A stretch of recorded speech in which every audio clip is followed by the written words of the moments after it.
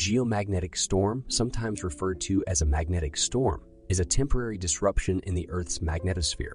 The trigger for these disturbances often comes from the solar wind shock wave, through occurrences such as a solar coronal mass ejection or, more mildly, a co-rotating interaction region, a fast-moving stream of solar wind from a coronal hole tied to the sunspot cycle. These storms become more frequent during solar maxima and are mostly driven by chems. When a geomagnetic storm occurs, the solar wind's magnetic field gets to interact with the Earth's field. This interaction results in the energy flow into our magnetosphere being heightened in two ways. Firstly, increased plasma movement within this region, stimulated by amplified electric fields within the magnetosphere. Secondly, verged electric current within the planet's magnetosphere and ionosphere. During the central phase of a geomagnetic storm, the Earth's magnetosphere feels a pushback from the magnetic force created by the electric current, which pushes back the boundary shared with the solar wind. Interestingly, several space weather phenomena are often associated with or directly caused by geomagnetic storms.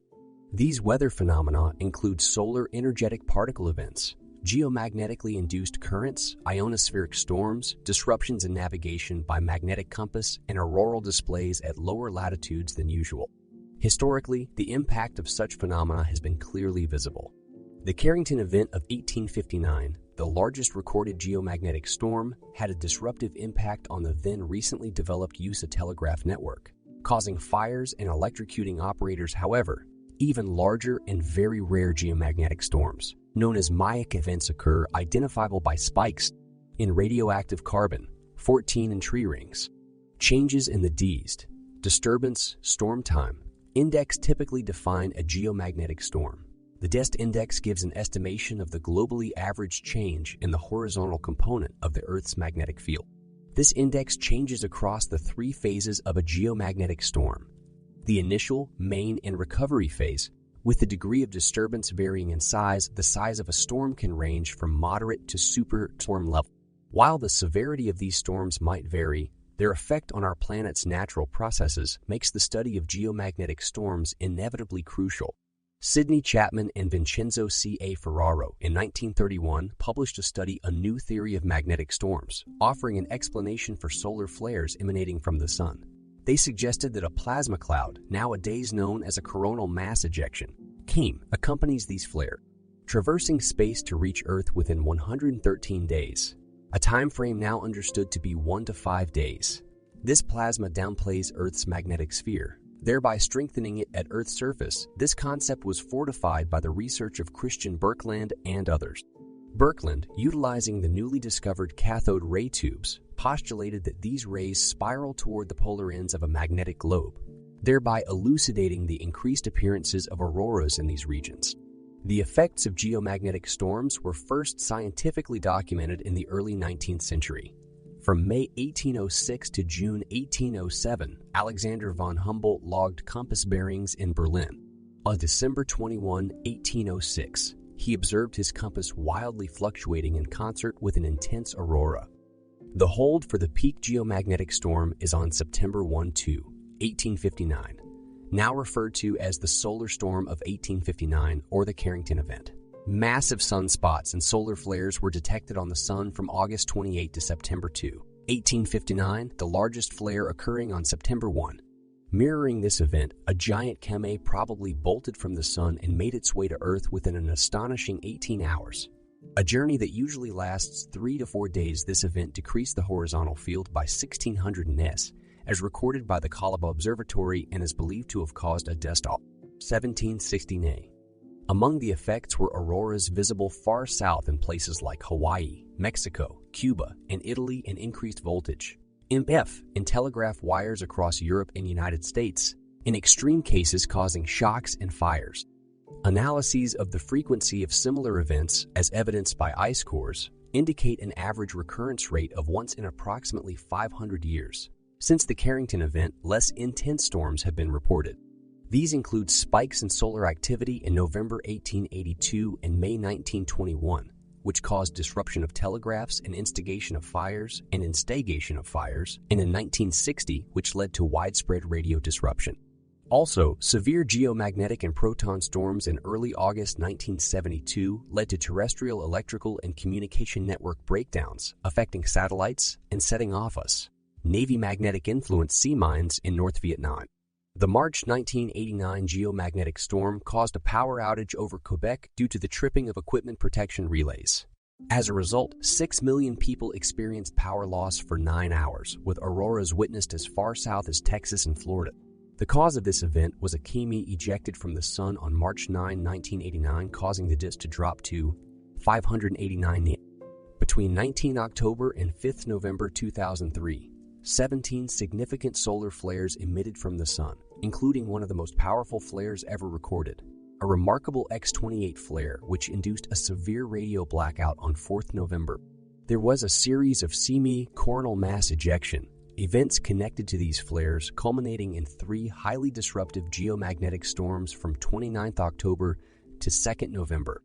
The typical recovery period was not sufficient between the second and third storms, causing a cumulative effect. The severity of these storms was noticeable, with minimum dist values registering 151, 353, and 353 and 383. Following these, another less intense storm occurred on the 4th and 5th of November, with a dist of 69 t.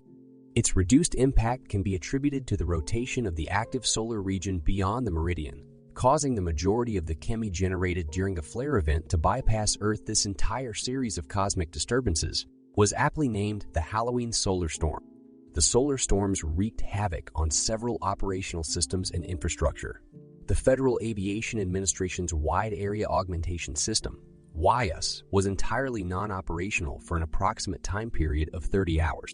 The Japanese IDEOS, 2 satellites sustained significant damages, and numerous other satellite operations were briefly halted due to the disturbances created by the storm. The solar wind's ejections carried the magnetic field of the sun, which might have either a north or south orientation. The geomagnetic storms can be anticipated when the solar wind shows energetic bursts, leading to magnetospheric contraction and expansion, or takes a southward polarization. The southward field facilitates magnetic reconnection at the dayside magnetopause, injecting a quick burst of magnetic and particle energy into the Earth's magnetosphere. During a geomagnetic storm, the ionosphere's F2 layer becomes unstable, often fragmenting or even disappearing. In the Earth's polar regions, these conditions manifest as observable auroras. These auroras are monitored using magnetometers that examine both the auroral and equatorial zones. Satellite-based and ground-based technologies, including 2 forms of radar and radio sounders, are utilized to study and infer the behavior of the ionosphere and magnetosphere during these geomagnetic disturbances. A strong emphasis in this narrative centers around the potential catastrophic impact of geomagnetic superstorms triggered by solar activity on our modern world, particularly its power systems. While large-scale disturbances in the ionosphere, prevalent in the polar regions, can be forecasted, it's notably harder to predict outcomes on a smaller scale during such storm. Mimicking the epic solar storm of 1859 today could trigger unimaginable financial loss, potentially tallying in the trillions, with the brunt of it borne by satellites, power grids, and radio communications. A catastrophic event like this could lead to large-scale blackouts that might endure for long periods, potentially threatening food production across the globe. Within the context of power transmissions, geomagnetic storms induce harmful currents in conductors like wires, a process that formerly influenced telephone and telegraph lines too. Our modern long transmission lines, particularly those spanning continents like North America, China, and Australia, are especially susceptible to this. Europe's power grid, served by relatively shorter transmission lines, thus proving less vulnerable. The induced currents can significantly hamper electrical transmission equipment, particularly transformers, to the point of complete failure or destruction due to excess heat. Power generators, fortunately, are relatively safe from such induced currents thanks to transformers. However, any harm to transformers manifests as an imbalance in the generator system, thereby inducing destructive heating. An alarming prediction made by Meditech Corporation proposes that a storm as powerful as the one in 1921 could decimate over 300 transformers, leaving 130 million people powerless in the United States and resulting in an economic loss amounting to trillions. The extent of this catastrophic prediction is still under debate. However, it's clear that electricity companies face a significant threat from geomagnetic storms, either directly or indirectly, making it a serious consideration for our technologically dependent society. The ionosphere plays a significant role in high-frequency 330 MHz communication systems, allowing radio signals to travel vast distances.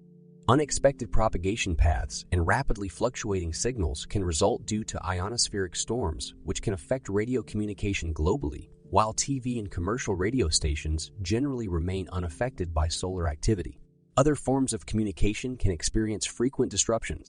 These include ground-to-air, ship-to-shore, shortwave broadcast, and amateur radio, primarily bands below 30 MHz.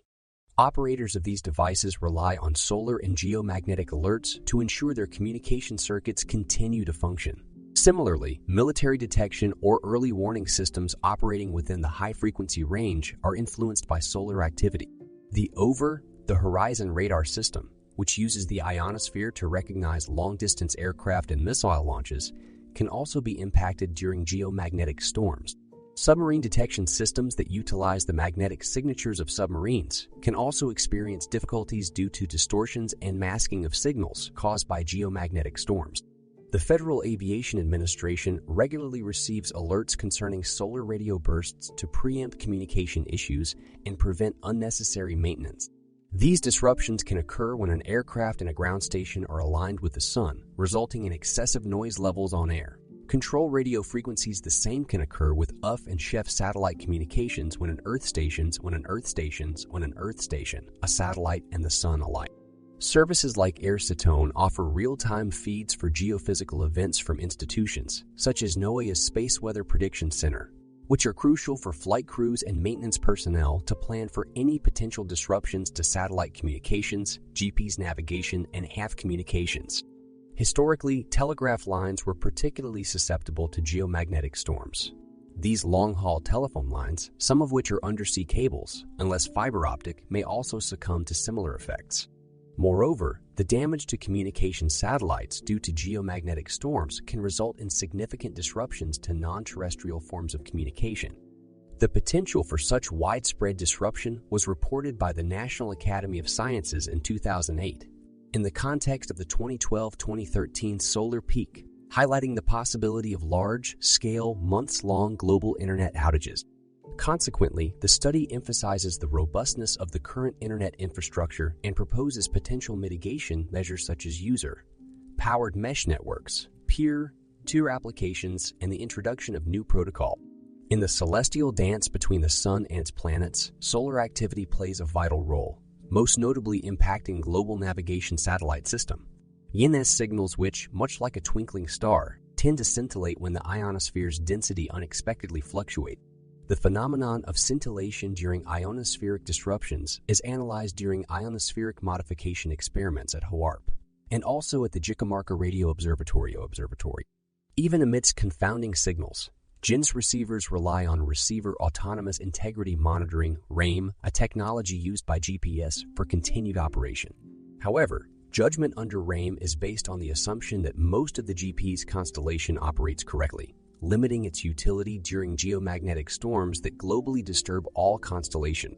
Besides affecting satellite signals, these geomagnetic storms, coupled with increased solar ultraviolet emission, swell Earth's upper atmosphere. Consequently, satellites up to 1,000 km 600 mi experience an atmosphere denser than usual, dragging down their speed and disrupting their intended orbit. Skylab's 1979 crash, the out-of-service U.S. Navy's navigational satellites during the intense geomagnetic storm of 1989, and the Solar Maximum Mission satellite's ultimate fall all bear testimony to the impact of such heightened solar activities. Satellite vulnerabilities are also position-dependent threats. Passing through the South Atlantic anomaly is dangerous due to its low geomagnetic field.